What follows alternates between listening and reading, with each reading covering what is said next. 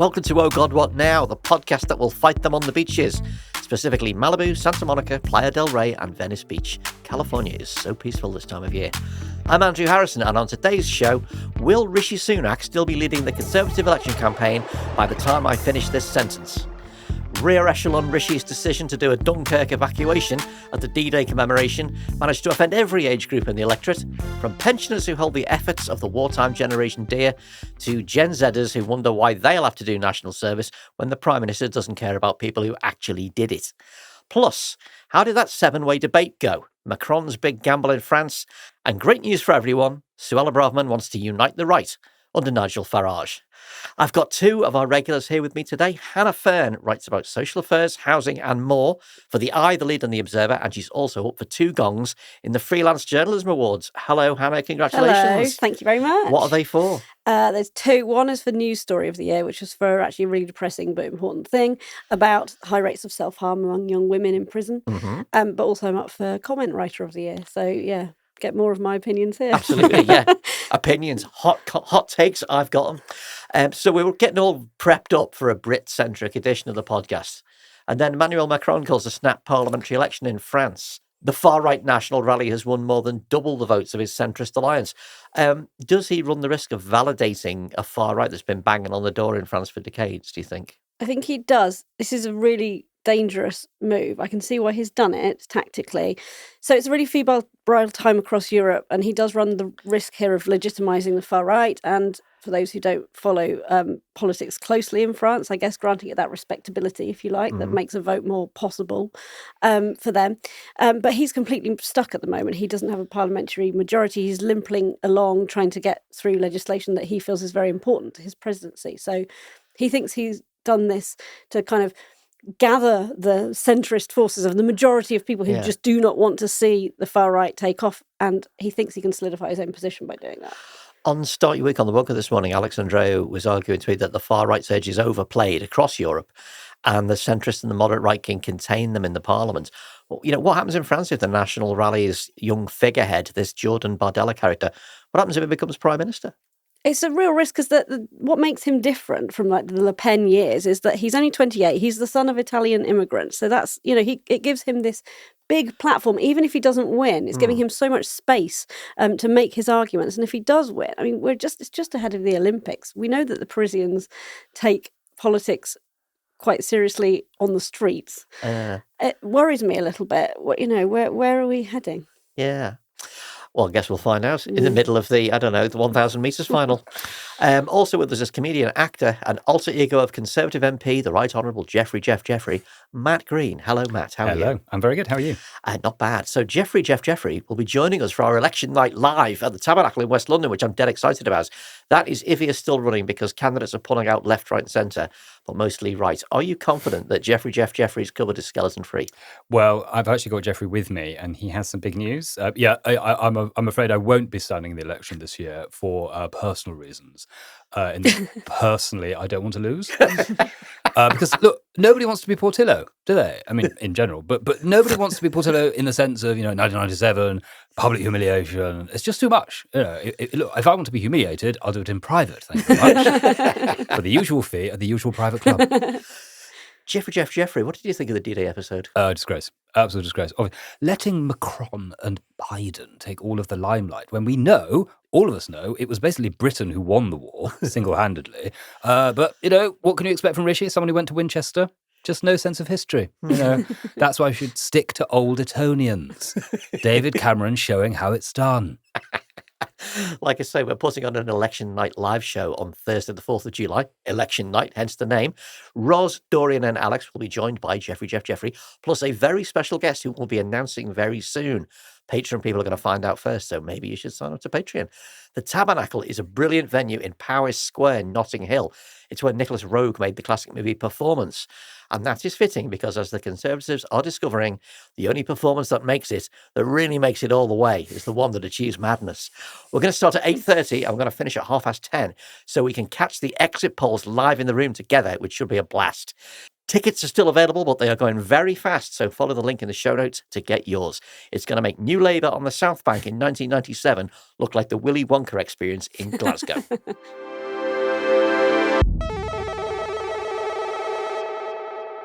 There are few moves that can shock even hardened, cynical political journalists, but Rishi Sunak's decision to absent himself from the climactic international component of the D-Day 80th anniversary commemoration on Omaha Beach in favour of coming back to the UK to do an interview with ITV that wouldn't come out for 6 days really took the biscuit. Reaction was of uniform outrage from the ex-ministers who briefed to the papers that this was the stupidest of stupid ideas, a catastrophe and a fuck-up, to an 89-year-old veteran who told Sky News that Sunak had let the country down, to the legions of online jokers who went crazy with pictures of airline departure boards. Even the obsequious policing minister Chris Philp said he was surprised and disappointed. Every detail that emerged made it look worse. The fact that the king had rearranged his cancer treatment in order to be there, to the fact that Sunak had initially not wanted to go at all and only went as a compromise to the French, to the images of Starmer-looking statesmen like with Vladimir Zelensky, all the way to the inevitable robotic apology in which the Prime Minister showcased his lack of empathy for all to see. Sunak entered the week already 20 points behind Labour. By the end of it, even his representative of the Friday night debate, Penny Mordaunt, would not defend him. Hannah, is this the single worst piece of campaigning in modern British political history? Yes, I think Glad it's a we've wrapped short that answer up. to that. Anyway, yes. Why is he so bad? For a politician, he seems to not understand any of the basic principles of politics. Mm. Bizarre. Yeah, but it's like, it's such a bad set of choices that it's hard to imagine they were made kind of by default or neglect. It just seems so, it's like a perfectly crafted. If this happened in the thick of it, you'd go, oh, come on. Yeah, too much. Short of punching a veteran. There's sort of 4 reasons why it was such a bad idea. And if he'd have thought of any one of them, then it wouldn't have happened. So, first of all, obviously, he was showing how useless he is at being our national representative, just as he's standing there convincing us, trying to be that he's the best person to be in. Number 1. Number 2, he's alienated the only base that the Tories have left, which is older people. Yes. And in doing so, driven them to reform. Yes. Number 3, he's let Farage in with this horrible line that he doesn't understand British culture, which is a comment that is tinged with racism, and he's opened the door to that, being as an Asian man. Yeah. And number 4, he's given Mordaunt a perfect platform to pitch herself to be the next leader. And a better leader. It's, I mean, and to add a bonus 5th, obviously, he's abandoned the military after glorifying it with the national service thing, which you mentioned earlier. But the other thing is that he did it in order to go back and do an interview trying to clean up another problem. Mess, yeah. So it's sort of, as I put in a video this week, it's like a gaff squared. Like he sort of took one gaff and then put another gaff on top of it. It's gaff's the power of gaff. It's crazy. It's like Dougal does a funeral, but amazingly, really he's done that on the national stage. So this is that's a big national screw up. But he's also created his own local screw up. So Sam Friedman pointed out that 25% of voters in his own constituency of Richmond and Northallerton have a link to the military in some way, either as veterans themselves or parents of, or some kind of civilian job related to the local industries there. So he has a huge majority in his constituency, but recent polling suggests there's only a 3.5% gap between him and Labour. So he could lose his own, I mean, it's less likely, but now possible, he could lose his own constituency. The thing that, possibly even to bin face. Well, yeah, bin face. The thing that really freaked me out was like, he's having such a terrible, atrocious time here, being battered from pillar to post. Even the most cynical person in politics would think 2 things. One, even if I think D-Day is a load of bullshit, at least I'll be photographed next to some world leaders and I look statesman-like. And on the other hand, if I'm not back in Britain, at least it's like a rest. You know, there's a bit of peace and quiet from being jabbed. And a moment off, yeah. So by Monday, he's being forced into the position of denying that he would quit in the middle of the campaign, which has never happened before in fact or fiction, I don't think. This is like a chant you get at the match where it's like you get sacked at half time. It's never actually happened. Can I just check? Is that a good thing or a bad thing? It feels bad. It feels bad to be sacked halfway through a game. Yeah. It's it's worse than being subbed off after 20 minutes. It's like you're being fun. So surely if you're saying that at all, you're done. You're finished, aren't you? Yeah. I think the only reason he's still there is because it's all over in 4 weeks anyway. So who's their new frontman? Is it Mel Stride? Is it Mordaunt? Is it Richard Holden just saying Emily Thornberry every time somebody asks him something? Well, who knows? I mean, I think obviously the Conservative Party leadership campaign starts on July the day after, July the 5th. And I think there's all sorts of people. I mean, who do you think, Hannah? Who's top Well, of the list? Mordaunt is the person that clearly she's been putting herself out there for a while, but also they now seem to be platforming. Obviously, they put her up in the debate, which we'll talk about later. But also, I think she'd kind of like to sort of figuratively die in a hail of bullets in a heroic way, wouldn't she? She'd like to sort of go out before the election. I did my duty, and then be resurrected later. I think she's been very careful to use this week as the linchpin of her campaign. Everything she's saying is actually, this is why they should have picked me in the first place, and he's a disaster, but don't worry, I'm still here. Matt, Hannah just mentioned it. Nigel Farage very quickly capitalised on Sunak's ill judgment. The actual quote was, he doesn't really care about our history. He doesn't really care, frankly, about our culture. The man is not patriotic. If you're a patriotic voter, don't vote for Rishi Sunak. Now, you don't need to be psychic to get the nasty overtones of that. Labour were very quick to distance themselves from the idea of questioning Sunak's patriotism. But isn't it actually pretty clear that, completely unrelated, he just personally lacks the common touch and an understanding of what's important to people? And that's not to do with his race or his upbringing. It's to do with the fact that he's basically a hedge fund guy who lives on planes. Yeah, I think that's it. I think it feels like maybe it's more to do with the thing that the David Goodhart idea of the anywheres and somewheres, that he's a classic anywhere. He's a classic someone who is as comfortable in California as he is in Westminster or wherever, and yet doesn't perhaps have that instinctive grasp of, this is a really important issue. But I've never bought that David Goodhart thing, because I like to think of myself as a bit of an anywhere. I'm culturally, but I love this country. It's not a zero-sum game. No, it isn't, and of course it doesn't have to be, and it shouldn't have to be. I think the other thing is, it's been reported quite widely now that he just doesn't like these sorts of events. He's not really into it. He doesn't enjoy the pomp and circumstance. He doesn't you get the impression he's kind of thinks of himself as being a kind of backroom guy who's good at the detail. He's kind of a bit of a nerd and all that stuff, which is sort of fine in some cases. But this is like a case where, as Prime Minister, you have to take that mantle. That's your job. And it is a kind of weirdly privileged place to be, that he feels like, it's like he's so focused on the election now. It's become his project that everything around it is irrelevant. And he called the election. He called it in the middle of D-Day commemorations, the middle of the Euros, the middle of all these, Wimbledon's going to be, there's all this stuff that's going to be happening. And he's somehow not able to see the wood for the trees. I think the reason why that Farage criticism, horrible though it is tinged, lands is because a lot of us would feel like an invitation to the D-Day commemorations would be such a privilege that we would be so happy to feel that we could be part of that. And this idea that it's something that you can take or leave just feels very incongruous for I think it goes across right and left as well, because absolutely, there's a rich history on the left of fighting actual fascists, and basically pretty much the only people who would feel indifferent or hostile towards the notion of the sacrifices of D-Day are the very, very extreme left and the very, very extreme right, who either think that the hero of the Second World War was Stalin and his purges or Hitler. Everyone else looks at these old guys in their wheelchairs and is in awe that they could do it. And I don't know if anyone else saw, but there was a clip from the celebrations where Martin Freeman had spoken the words of a veteran.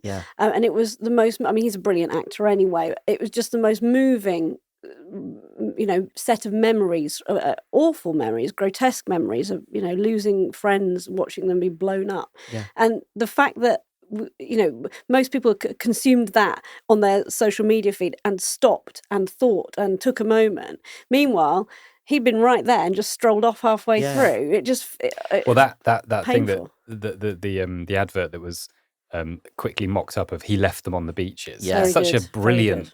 Horrible and brutal, but very brutal, and probably a bit unfair in a way. But it's the fact that he's left himself open to that. Yeah. Hannah, it sounds almost academic, but is there any way out of this hole for Sunak? Economics and spending are very abstract things, and we do have another 3.5 weeks of campaigning. Yeah. That's what they're going to be hammering. The Tory manifesto comes out tomorrow, Tuesday. I think listeners on Tuesday morning may even have already seen it. It's hard to form a simple opinion on economics and spending, but it's very easy to form an opinion on this guy didn't care enough about the D-Day veterans to stay in France for 4 or 5 hours. Yeah, this is the thing. It's kind of the flip side of the problem that Labour's got with the £2,000 a year tax thing that won't die. It's because these are the kind of things that most people absorb in an election campaign. They're not actually going to be going through the detail of the manifesto, but one sentence like he left them on the beaches or Labour cost you £2,000 a year just hang about in people's conscience. we're gonna be And talking about character, I mean, I think opinions about character really stick. Mm. I remember hearing someone talking about how the moment that Ed Miliband sort of lost the election in 2015 was so much. So it wasn't the bacon sandwich; it was the fact that people, when you talk to them in focus groups, they would say, "Wasn't he the one who took on his brother? Wasn't he the one who sort of betrayed his brother?" And that idea had sort of really stayed in people's brains for, even though they didn't necessarily know anything else about him and what he was interested in or what he was for. That idea, there was something about his character people sort of didn't quite like, and that really stayed with them, even though that was perhaps, to most people in politics, that's kind of irrelevant. That happened years ago. And I think this kind of thing really stays. apparently the ITV interview that he went ahead and did, which goes on Wednesday, like 6 days, is an eternity in an election campaign. Apparently that's pretty bad for him as well. The Sunday Times had heard leaks and said the Prime Minister endured a torrid time over his personal wealth, leading to frank exchanges with his frank exchanges. They let frank exchanges do the interview. So he's come back to do something that's been a disaster anyway. Matt, before the D-Day mess, Labour were 20 points ahead of the Tories. Farage's entry into the campaign had given Reform a bounce to about 11%, as against the Tories' 23%. Now people are talking seriously about a crossover where Reform overtake the Conservatives, at least in the polling, if not in the votes, and certainly not in the seats. Ben Walker at the New Statesman points out that Farage polls a hell of a lot better with 2019 Tory voters, the Brexit red wall people. A Farage-heavy campaign could push middling Conservative voters into moving wholesale to Reform. It might well be totally ruinous. I mean, we're not sophologists, but is this the actual Tory apocalypse? I mean, it feels like it could be. It's looking increasingly likely. I still feel itchy about talking about that because, as Starmer keeps saying, not a single vote has been cast yet, and all this. I think this talk of Labour have already won is starting to make me feel quite weird, and like the fact that all the other parties are saying it is sort of like they're doing it deliberately as a way to try and depress turnout and all that kind of stuff. But legitimately, it does raise the question of, okay, well, won what? You everybody expects you to get a healthy working majority. It's the difference between 1997 and the Chicxulub asteroid at the end of the Cretaceous period is what we're talking about now. But so essentially you've won this bucket of shit. What are you going to do with it? So it's there won't necessarily. And is it and you hear all these kind of various opinions on the right and left about would it be good for Labour to get a massive majority, therefore that gives them loads of space to work within, but then on the other hand, would it be better for them to get a slightly smaller majority so they have to work with other people? And I don't know. I mean, I think we wait and see, but it does definitely look very bad for the Tories. Yes, we should not neglect the potential and the possibility for Reform to blow itself up, though. Just one little example that's appeared lately. In posts from 2022, the party's candidate in Bexhill battle, Ian Gribbin, claimed that the country would be far better if it had taken Hitler up on his offer of neutrality instead of fighting the Nazis in the Second World War, said that Winston Churchill was abysmal, and praised Vladimir Putin. That's not very D-Day, is it? No. The most amazing thing about this story, though, is that, I mean, number one, it shows that Reform is Farage. Yes. That's who, Farage It also shows that Reform is chock full of nutters. Yeah, that's what I was going to say. That, like, Farage is, whatever you think about him, he's a slick, polished performer. The rest of their candidates do not give the impression of being slick or polished in any sense. And they also don't really have anything to say apart from about immigration and the occasional other thing. It's really, that's they're a protest vote, essentially. But the weird thing about this is that there was a reply. There's been a spokesman who sort of made a statement in reply to this story. And this is said, I think, worse, because this has been thought about and actually said that through offence archaeology, the BBC's found out about the series of comments. They were written with an eye to inconvenient perspectives and truths. That doesn't make them endorsements, just arguing points in debates. His historical perspective of what the UK could have done in the 30s was shared by the vast majority of the British establishment, including the BBC of its day, and is probably true. Ouch. Probably true. Probably true. Again, no endorsement, just pointing out conveniently forgotten truths. Finally, as for the feminism point, his tongue is so firm in his cheek, one should be able to spot it from 100 yards, because he says something about men do all the work and women should be grateful kind of thing. And you just go, hang on. Are you saying that appeasing the Nazis was probably a good idea? Because I don't think there's many historians from this perspective who would argue it was a that. popular idea amongst certain people Yeah. that we now don't like to talk about because it was clearly a very bad idea. Appeasement did lead directly to the Second World War. I think that's a fairly Uncontested uncontroversial truth, point yeah. these Yeah, days. it's very hard to. I think you'll find this, isn't it? Yeah, Really, and it's that very. thing of like going, actually, I think you'll find at the time, loads of people quite liked Hitler. yeah, they did. Because Not they now, couldn't- though. because they couldn't look back on the Second World War. That's why, because they hadn't heard of like the thing in the future that was the Holocaust and other things. But I think what it shows is there's this sort of, it's kind of ironic, tongue-in-cheek sort of far-right fascism thing that's happening now. And it's been around for a long time now, particularly in America, the sort of QAnon stuff. And then the sort of, this idea that everything's for grabs and like, we're just asking questions. It's just silly. We don't really mean it. And I think it's horrible. Yeah, we don't really mean it until we're in power and then suddenly we mean it. Hannah, the D-Day debacle has only exacerbated the Tory jockeying for position when they eventually definitely go into opposition. Suella Braverman wants the Tories to embrace Farage under the banner of Unite the Right, which is really lovely because that was the slogan of the white supremacist rally in Charlottesville in 2017 where a protester was killed by a car. You do often wonder, does she know what she's doing and saying? Or Is she an idiot? or both? I actually think there's an element of both. I think some of the language she's using does suggest a certain amount of brainwashing. Like she's gone so far down this kind of internet right-wing rabbit hole herself that she's become detached from radicalised the former Home Secretary. Yeah, yes. I think it does feel like that. It feels like she's talking to an online community that maybe, it does arrive in constituency offices as well sometimes, that she's absorbing all this stuff and is parroting it back.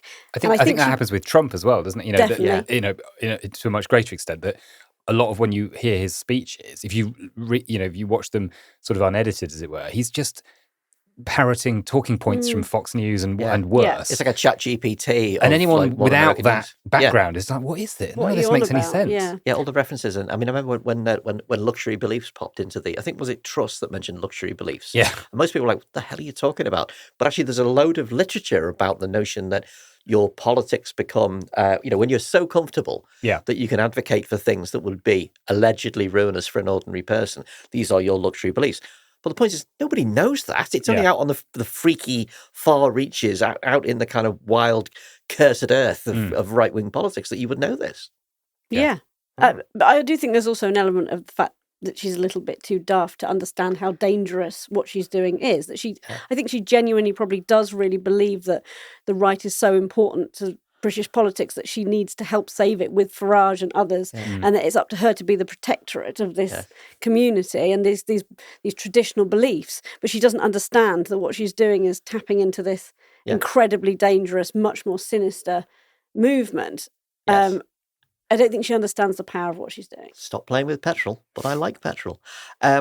Other things have happened in the election this week. One is the Lib Dem manifesto, massive squeal of tyres into a slightly different topic area there. Hannah, amongst the things that they are flags they've run at the poll, remake the Brexit agreement, but not rejoin or join the single market.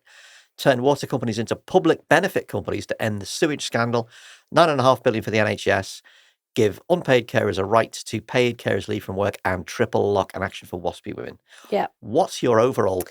Give me a full reaction to the Lib Dem reaction. All of that. No, You've got 30 first seconds. of all, okay, point one. And I'll interrupt you all the time. I'll keep interrupting you. Repetition. Number one, I do feel a bit sorry for Ed Davey. I feel like the fact that he's provided us all with a bit of a laugh by jumping off water slides and so on means that his contribution has been overlooked so far, and I'm really glad that there has been some coverage of this. Their proposals are pretty sensible.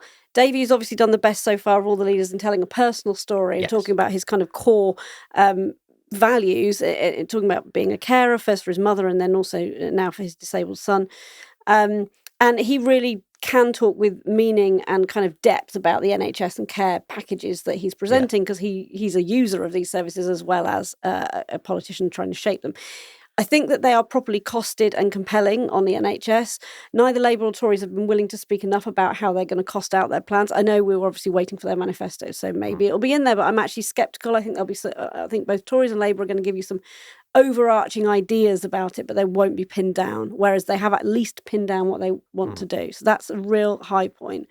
But for the rest of it, all the other things that you said, the problem is that Labour are going to do all of those as well. So what marks the Lib Dems out in this particular campaign? And other than being on, paddleboards, there's no distinctive proposition this time round. And actually that's where Clegg's great success was to have a distinctive proposition, which he then completely abandoned, but whatever. He could stand there and say he stood for something different. And unfortunately, I think Davey has been crowded out by Labour in sorting themselves out this time round. So, but we do get Ed Davey doing it to knockouts, which is and I awful. really like Ed Davey on a personal level. I think he's just he's the sort of politician we should all want in Parliament. He's someone who's normal, who is really kind-hearted and genuinely wants to improve the country, and you can't say that for all of them. So, Matt, just to wrap up this little bit, you're a comedian by profession. What?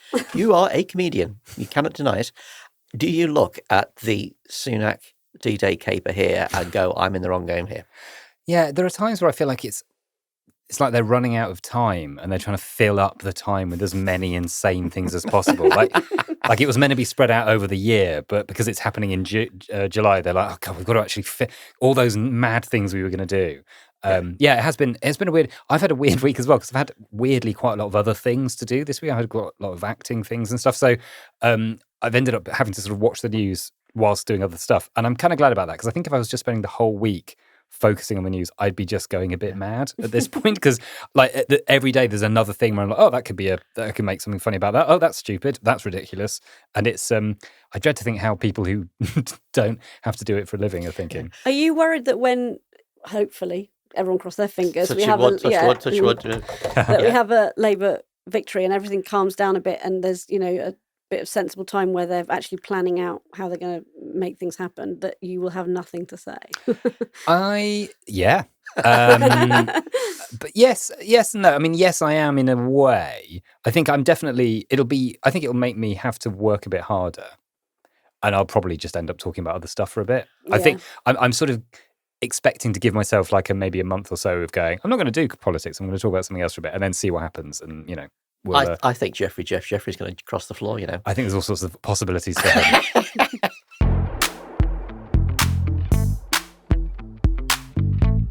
Let's take a break from the election to reflect on the heroes and villains of the week just gone. Hannah and Matt are going to nominate some, and then I will parachute the winner in like some power-drunk central office official. Matt, who is your hero and who is your villain of the week? Well, my hero actually is Ed Davey. And I feel like Hannah's already done my job for me on that. No, that's fine. That's good. I feel like that's good. But specifically for that political broadcast that he did, I thought it was just really lovely. Caring was the focus, obviously. And he came across as very human, very warm, very compassionate. Just felt very authentic in a way that those broadcasts really struggle to, I think. It just felt like a real person having a real life. But it didn't, but not in a way that you like, all right, but there's no actual policy here. There was a policy. There was a sort of point to it. So I thought he came across very well. Can I add a slightly strange addition about that? One thing I loved about that broadcast was his kitchen. It was really, really ordinary. Very normal. No hanging lights, no island. It wasn't just grey. a normal family kitchen. And you just don't see that on TV Did all the anymore. cups not match? It was ordinary. It was like a world's It wasn't like a horrible kitchen. It was a there. completely normal kitchen that hadn't been replaced for maybe 15 years. Yeah. And that really made me happy because that is how most of us live. But all we ever see on social media and often even on political broadcasts is these beautiful, handmade, bespoke kitchens. It just feels so remote. Go back to the destruction and defenestration of Ed Miliband. Remember when Sarah Vine laid into his wife's kitchen? Yeah. Or their kitchen. Because he had a fridge upstairs or something. They had two kitchens. Isn't their kitchen drab and joyless? Yeah. Anyway, we digress. Ed Davey. Yeah. Yep, good. Yeah. And villain, it feels almost like I'm kicking a dead horse here, but it's Rishi Sunak, actually. Because specifically, not for the D-Day thing, not for the D-Day. Specifically, because on the way here, I saw this and I was just like, what? He's tweeted today, if you're a criminal, the law should show you no mercy. That's just the tweet. And it's just like, what are you like? He sounds more like Judge Death than a prime minister. It's just the absolute sort of apogee of just sort of nuance-free, populist. So mercy is a bad thing, is it? That's just not thinking about all the Shakespeare quotes we could think about. But you can imagine Trump saying that with slightly more sort of mad language around it. But If just you're this a idea- criminal, not me, Yeah. the law should show you no mercy. Also, I mean, they're big words for someone who has literally been convicted Yes. of a, not a criminal offence, but the whatever what was called, the fixed penalty notice. Yeah. Hannah, who's your hero and who's your villain? My hero of the week is Lucy Beaumont, the comedian. She has been speaking about how tough it is to be a working class person making a living in the arts, and how even when you're very successful, like she is, she thinks about quitting all the time because she feels so marginalised. She's also talked about how she constantly champions working class writers and tries to get meetings for other, people coming up through the ranks, and it always falls flat. She never manages to achieve what she hopes to for other younger writers coming through. And I was just so delighted to see her being so honest, brutally honest about the way that industry and a lot of industries treat people from non-kind of London middle-class backgrounds. So good on her for just not being afraid to burn some bridges, basically. Yeah. My villain is Southwark and Lambeth councils. Lambeth is actually my own council, but it's not a personal thing. They have been giving 24 hours notice to people who are homeless in their homeless services and emergency accommodation to accept tenancies as far away as Hartlepool or lose all their right to housing support. So basically, if you're homeless and there's a tenancy has come up that you can be placed in, but you've only got 24 hours to decide if you want to move to the Midlands or Hartlepool, or you lose your right to the emergency accommodation. Literally farming out the problem, number one, and to expect people to upend their lives. We're talking about families with children in school. Just off you go to Hartlepool. You've got 24 hours to decide. So it's so heartless. Do they still have responsibility for them there, or do they effectively farm them to the Hartlepool Well, this council? is the complication. So they farm them out, and often they're farmed out on 24-month tenancies, which then breaks their local connection. If it's only 12 months, they still have a local connection to Lambeth or Southwark. If it's a 24-month one, then that they break their local link, so they have no right to come back, and then that council up there has to deal with them. It's farming out the problem. That's like in America where they shipping immigrants from It Texas does feel to like wherever, that. And if they say no, they're considered intentionally homeless, which means they have no right to support. The councils are in a dire state here. That they didn't create this problem, but this is not the way to deal with it, with absolutely no compassion.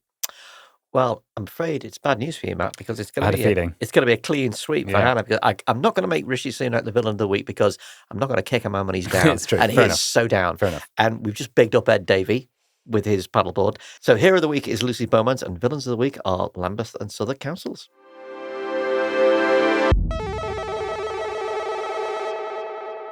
Normal people go out for a well-earned pint and or non-alcoholic alternative on a Friday night, but the election has to ruin everything. So last Friday saw the first 7-way debate of the election, with prominent figures from the main parties of all nations crossing swords on BBC One at 7:30 in the evening, which is indecently early, and also it's a Friday.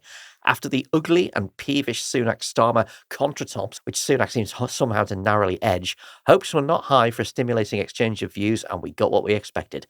We got Penny Mordaunt still reiterating the widely discredited claim of a £2,000 Labour tax increase for all families. We got Mordaunt also talking over Angela Rayner so egregiously that Greens leader Carla Denyer remarked, "That was terribly dignified, wasn't it?" Getting just about the only laugh of the night. And we got Nigel Farage. Hannah, what did you make of this evening, the highlights of which was Penny Mordaunt's gigantic hair? Yeah, well, I'm going to mention that. I thought it was much better handled as a debate than the Starmer versus Sunak Michelle one. Hussain. Yeah, just everything about it, the staging, it was much better. We got more out of it as viewers. And I was actually pleased that the questions were a bit more relevant as well. So hearing knife crime discussed and the detail on the NHS, it was definitely a better watch. So who did well? I don't know. I think Rayner benefited massively from being the first to sum up at the end. Mm-hmm. She was able to kind of really dig into her key points and make that pitch without looking like she was responding to the others at every point. And I thought there were some important moments throughout the debate that we hadn't heard it all before on, even as nerds like us who watch all of this. So the debate about defence was actually, I know everyone kind of agreed with each other about nuclear, but it definitely felt like I was learning something for the first time in a while in these debates. Again, Morden had sort of cheap point, or would you use nuclear weapons? Well, the point is not to be slamming your finger down on them. So Mordaunt was an interesting one because she started off, I thought, looking like the future leader. The hair, obviously, Thatcherite. She was doing a May there. She started looking really, I thought, quite impressive. And I thought, oh, here we go. This is the future of the Conservative Party. This is how they rebuild. But then she ended up talking over Rayner a lot, basically shouting at her and looking quite unhinged by the end, I thought. So I thought it was a bad night for her because she started off with something that looked like a real platform and gradually unravelled it. I thought Angela Rayner, possibly without wanting to or even knowing she was doing it, kind of incarnated the British weariness with the Conservatives. There's just an awful lot of kind of grinding teeth and sort of she was doing a lot of sighing. That, yeah, she's trying not to under her swear. breath. These fucking people. Yeah. Matt, what did you think of the whole caper? I found it. I think I agree with Hannah. I thought it was more interesting and a bit more dynamic, and there was a bit more going on in it. And there were people I didn't know very well. So the leaders of Plaid and the SNP and the Greens and stuff. I thought, okay, this is interesting. I agree with Hannah that it went badly for Penny Mordaunt, but I think it went badly quite quickly. I think the first 5-10 minutes she sort of was okay, and then and not even that, her first answer was quite aggressive and was very she basically was very, very pointy, very wavy arms and lots of aggressive sort of interface. There was one point where she got so aggressive she referred to a manifesto. Which I obviously just to slip of the tongue, but it kind of meant something. She had this real sense of like, I'm gonna fucking go for it. It sounds like some kind of like industrial album from the 80s, doesn't it? By Skinny Puppy or somebody. And I did feel like all the way through that she sort of needed a break. She needed to have a commercial break. She was unlucky it was on the BBC because I think. I mean, if she ever gets into power, BBC's done, because it felt like she needed someone to come up to her and go, Penny, just give it a break, just take it down. Somebody to come and put the towel over the shoulders and go, you're doing great, girl, just wind it down. And I also think Angela Rayner slightly suffered from being next to her. I agree. I think that having those two was a bit, they say it's all done by lots and stuff, but it felt wrong that they were both shoved to one side and that the others got the middle, because it felt like if Angela Rayner and Penny Mordaunt had been a bit more separated, they'd have both had a bit more space, as it were, in the debate. But they were so sort of against each other. And I also thought that Farage was really clever, actually, to basically say, look, these are your two future leaders, like sparring off against each other, and doesn't it look bad? He is really keen, obviously, to say that Keir Starmer is completely boring when the real person with character and the person who's actually running your party is this person over here, which for obviously a lot of people watching were like, yeah, great, thanks. Actually really want that. But there's also, the people who he can convince to come his way, bluntly, don't really like gobby women. And with I thought she blonde, like bright red hair or and women. Full stop. Yeah, and I don't want to go that far, but I do think like her particular way of being female is something that does piss some older men off. When you venture into as I have to for research purposes, when you venture into the Reform Party's social media universe, what you see about Angela Rayner is really putrid. It's like, it's beyond, I don't quite like her. It's like, what it revolves around and it's sort of not really about politics. It's just, isn't she common? Yeah. Isn't she it's bloody class. common? It's classism. But it's classism from people who are not actually that far out of the class that she's in. No, that's like, the worst kind of sexist classism. It's about how dare she stand up and talk for me because she's a woman. And I did feel like she was she felt like she was kind of on defense a lot, that she was sort of trying to hit her lines, was trying not make a mistake rather than landing punches. There were moments where she was quite funny. There were moments where she seemed quite relaxed, but other times where I felt like when she was given an answer, it felt like she was sort of playing just a minute a bit, like she couldn't stop talking. She had to keep going. Whereas people like Farage were a lot better at just taking his time, having a pause, because he knew that, interestingly, no one really interrupted him. Yeah, they let him speak because he has that the authority and all the whatever. Whereas Angela Rayner, every time she started talking, Penny Mordaunt was in her face, and one of the others, maybe Nigel Farage would say something, one of the others would say something. So yeah, it did feel like she was playing defence. I think she did a reasonably good job of that, but she never had the kind of attack that she needed. One interesting thing about Farage was in the summing up, he said, I'm not really going to alter you. I don't need to. I believe what I believe. Yeah. And his entire purpose there, he knows he knows that he's there simply to do as much damage to the Conservative Party as possible, so that the smoking embers, Yeah. people will crawl out of the ruins and come turn to him for salvation. But the way he does it is to paint himself as not actually part of politics, as a genuine human being. One thing I've noticed, and it wasn't just in the debate, is whenever anybody is about to nail Farage on something real, whenever they get close enough to like dismantling one of his arguments, which are never that well constructed because he just deals in a kind of web of prejudice. But when you get close to him, the first thing he does, he starts to laugh. Yeah. Ha ha ha, Yeah. ha ha ha. And the horrible nicotine teeth come out. And if there's a pint to hand, it swiftly comes into shot. And it's like he debunks not what you're saying, but the context in which you say it. Yeah. It's like, you're just a politician and I'm a jolly Falstaffian man of the people. Well, it reminds it's the classic move, isn't it, to sort of turn to the camera and go, "Oh, these nerds," and it makes you look like you're being stuffy, and you look, you're taking things too seriously. He always looks like he's having a bit of a laugh. Yeah. I think it was maybe Marie said on a previous podcast that he looks like he enjoys these things, and I felt like he did, and then towards the end of it I felt like he sort of stopped enjoying it because he wasn't getting the response he wanted. I think he did a few moments where he sort of was trying to do a sort of rabble-rousing thing about immigration, and the audience weren't really going with it. Yeah, that's true. That was really interesting. The other moment was Farage on the NHS, where he really showed his arse. It was, the point was, the NHS funding system is broken. We need to move to an insurance system, and you could hear the air departing the room. Yeah. I think the interesting thing about the immigration section was that there were some real potential punches that were missed from whoever wanted to take them, whether it was Rayner or Morden at Farage. When we were talking about caps on immigration, nobody mentioned Ukraine, because that's a really important point to say, look, we can set caps, but actually world events happen to us and we are responsible for, in the case of the Ukrainian refugees, of course, we were going to bring this in. Most people would understand that flexibility exists in an immigration system for moral reasons.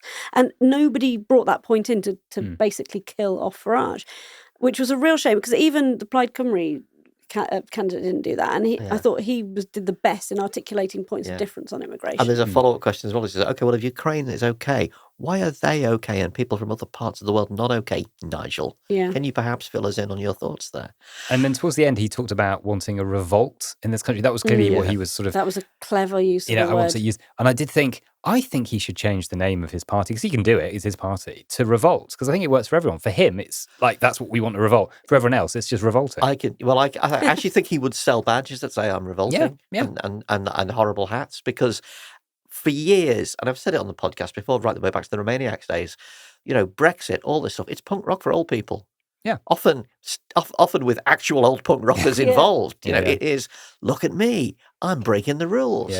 You can't control me. I can say what I like. But Hannah's right that, you're both right, that whenever you try and actually pin him down on anything, he just got very vague. He talked about crime and sort of made an initial sort of statement about it, but then started talking about sort of the broken windows policy, and which has been thoroughly debunked. By the way. As soon as I heard that, I was like, "Isn't that something from the 90s that didn't really actually work?" Yeah, absolutely. And it actually just led to lots of people being put in prison who didn't deserve it, and all that kind of thing. And there wasn't any plans, and he's currently running on this almost like, well, I've only just started running. What am I meant to have plans? I didn't think I was. And he's not going to be able to get away with that for the whole campaign. You're like 25 years into a political career, Nigel. You've got plans. Hannah, we mentioned this earlier in the podcast, the phantom £2,000. The real brass neck, I thought, was Mordaunt trying to deploy the £2,000 tax line yet again. Yeah. Even though it's not just been debunked, and everybody knows it's created by Conservative spads, not by the Treasury. They cobbled it together.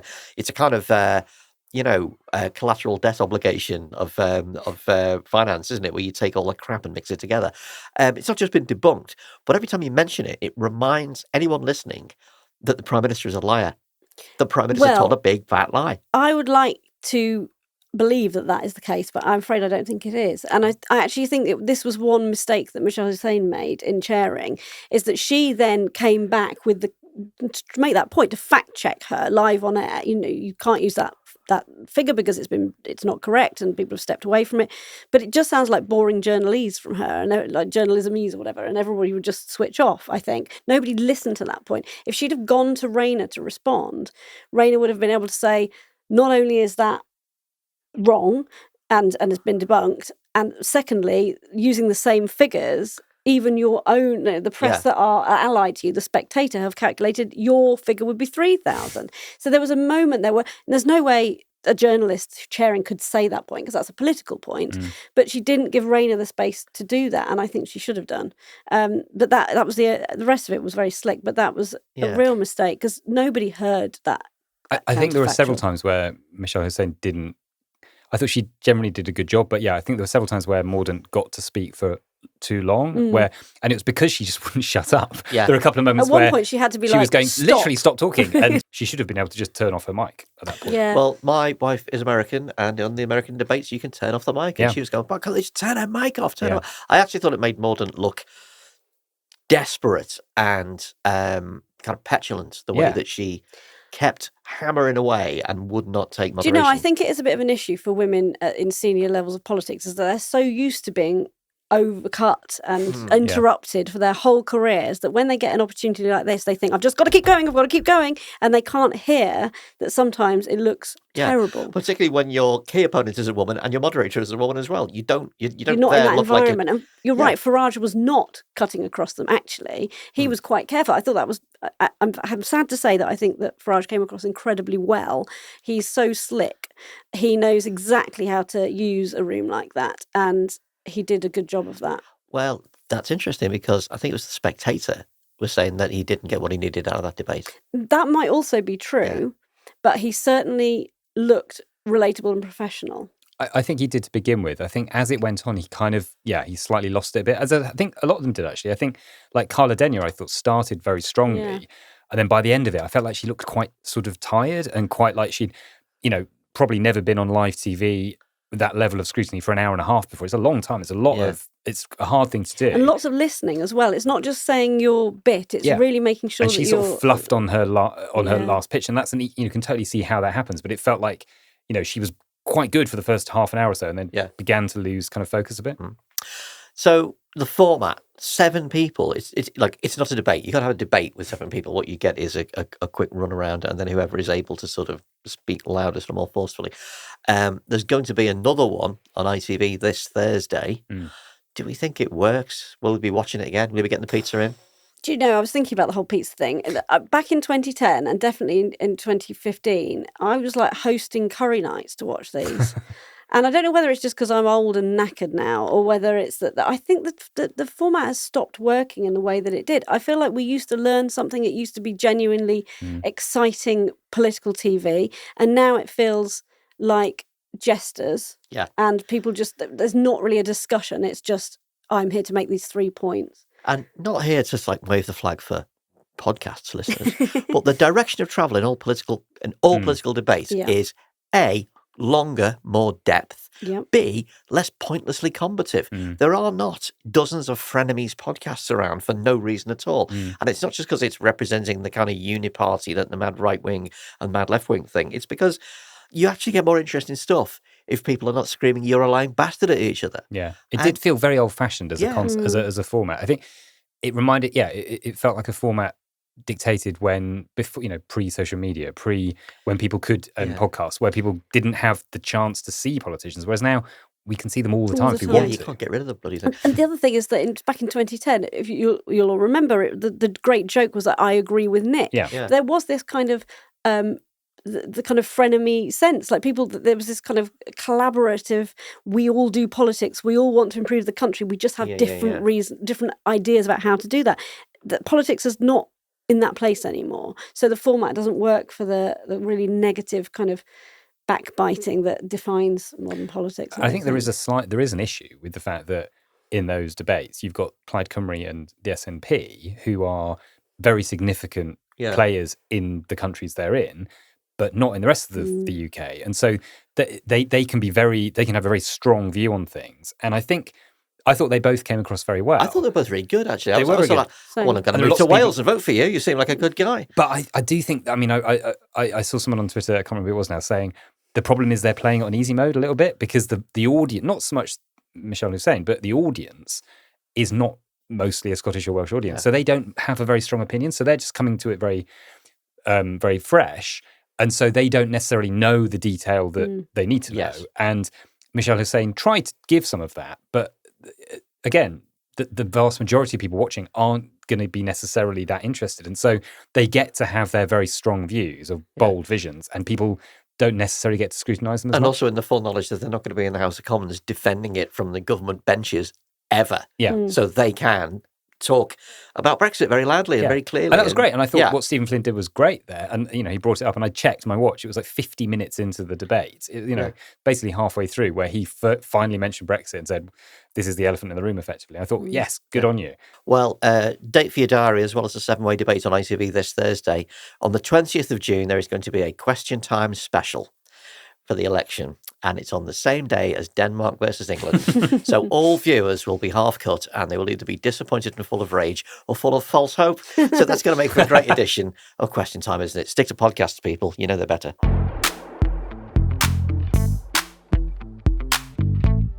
We've reached the end of the show, which means it's time for escape routes. We all need a moment to absent ourselves from the election. So what books, films, music or TV are we escaping into? Matt? Well, appropriately for the sort of D-Day theme, I've been reading the Bernie Gunther novels by Philip Kerr, who, well, if you know them, you know they're brilliant. Basically sort of crime thrillers, all centred around a German detective called Bernie Gunther, and they're set before, during and after World War II. It started with a trilogy, started with March Violets, and it's a trilogy called the sort of Berlin Noir trilogy. But then he wrote many, many books after that as well. And I've been sort of working my way through them. I think they're just brilliant. They're great thrillers, but they really capture the tone, the atmosphere of the time, and they're obviously very well researched. The detail is always It's great social history, fascinating. isn't it? Yeah, it's brilliant. I've just finished one called Prussian Blue, which is great. And unfortunately, there are only a couple left because he died in 2018. So it's that horrible feeling when you're reading an author that you love and you start spacing them out because you know that, there's nothing else after that. But they're really good. I recommend them. My nephews are absolutely addicted to the Bernie Gunther books, and they were heartbroken when Philip Kerr died. Yeah, so I imagine, Yeah. Hannah, how about you? So neither TV nor books. I have been to see Adam Buxton's podcast recording live. A podcast, you say? It was brilliant. With Louis Theroux and music from Richard Dawson, who, I mean, you're better at describing him than I am. But, most eclectic, bizarre electro folk. I don't know. There you go. That'll do. Yeah, I'm done with that. But it was, just fantastic night out, and fill the Hammersmith Apollo with podcast listeners. Maybe that should be our target. That's our stretch goal. We're going to do that. Well, my escape route is I feel like every 3 weeks I recommend a fantastic album of house music on this podcast. But the album by Barry Can't Swim, who is a bloke, Barry Can't Swim. His album is called When Will We Land? And this is just the most euphoric, glorious, multicoloured house music. It is so optimistic and so what we need in the greyest June there has ever been. It's literally raining outside. Yeah, the winter month of June. This album, When Will We Land? It's house music with. If you've ever listened to the Blessed Madonna, it's in a similar kind of vibe. Lots of piano, lots of major key stuff. He also did a single called Blackpool Boulevard with Anish Kumar, which is just you will just feel fantastic when you hear this record. And in my mind, in my head canon, this is the tune that Starmer and Angela Ray are going to walk out to when it's like, yeah, we won it. Here we go to Blackpool Boulevard by Anish Kumar and Barry Can't Swim. And that's the show. Thank you, Matt. Thank you. Thank you, Hannah. Thank you. Remember, listeners, it's Patreons and their generosity who keep us going in this tightening economy of ours. Join them and you too will get that warm glow of knowing that you are part of Oh God What Now's battle to knock the bullshit out of politics. You'll also get mugs and t-shirts, and you will get a shout out on the show like these coming up after our time-honoured theme tune, Demon is a Monster by the Great Corner Shop. Search Oh God What Now Patreon to find out how you can join our battling band, or just follow the link in the show notes. Thanks for listening. We'll see you next time. Hello, and many thanks from me to the following generous recruits: Ed Van Kemenard, Sam Beard, Tom Lynch, Pip, and Malachi Simons. Huge thanks for helping out in these trying times from me too. Priscilla Coriel, Jeremy Langham, C7 Change, Ben McDonald, and Gerard Corliss.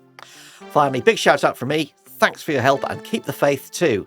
Sharon Awareng Obeng, Agatha, Meg White, she's a One Nation Army, Madeline McNeil, and returning Patreon back from the long walk to rejoin their tribe, Bo Roberts. We'll see you next time.